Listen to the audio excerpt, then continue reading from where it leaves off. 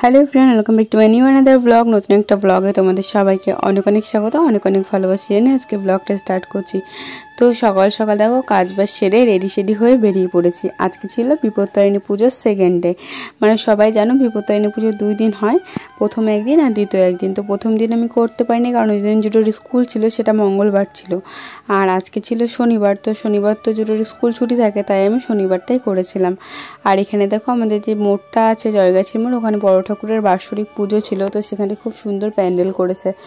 আর আসার টাইমে না জুটোর পাপাকে কালকে বলেছিলাম ফল মিষ্টি টিষ্টি নিয়ে আসতে, ফল টল সবই নিয়ে এসেছিলো, যেমনটা নিয়ম ওই 13 রকমের ফল 13 রকমের ফুল সব কিছুই নিয়ে এসেছিলো। তারপরে দুব্বও কিনে আনতে বলেছিলাম, কারণ আমি যেহেতু গোছানোর সময় পাইনি, তো ওকে বলেছিলাম কিনে এনো, রাতেবেলা আমি সুতো বেঁধে বেঁধে রাখবো, পরে দুব্বোটা বেঁধে নেবো।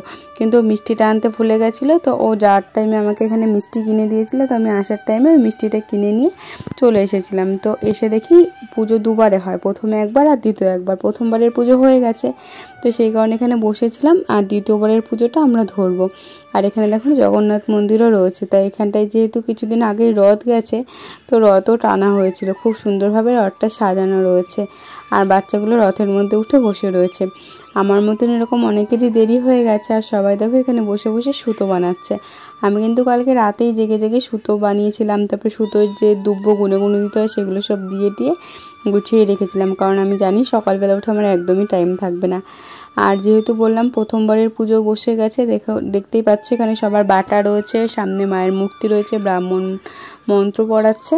তো এইবারের পুজো হয়ে গেলে তারপর আমাদের পুজো হবে। যদি আর আধ ঘন্টা আগে আসতে পারতাম তাহলে হয়তো পুজোটা ধরতে পারতাম, যেতে যেতে আমাদের অনেকটাই দেরি হয়ে গেছিলো। এখানটায় আবার পুজো হওয়ার পর অঞ্জলি দেওয়ার পর আবার ব্রতের কথাও শোনানো হয়, তারপরে এই প্রসাদের বাটাগুলো সবারটা দিয়ে দেবে যার যারটা, তারপরে আমাদের পুজো শুরু হবে। তো অনেক প্রসিডিওর রয়েছে, প্রায় 2-3 ঘন্টা সময় লাগবে, তারপরে গিয়ে আমাদের পুজো হবে। আর আমার সাথে তো বললাম জুডোবাবুও এসেছিলো, তোমরা দেখলেই প্রথমেই। তো জুডোর যেহেতু স্কুল ছুটি, তো ও না এসে আর থাকে না, যেখানেই আমি যাই সেখানেই ও যায় সাথে সাথে।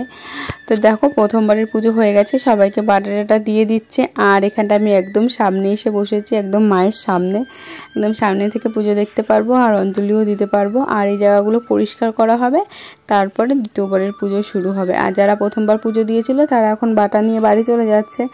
তো চলো পুজো তো এখনই শুরু হবে, তার আগে এখানটায় পরিষ্কার করে নিই, তারপরে বাটাগুলো সবার দেওয়া হয়ে যাবে।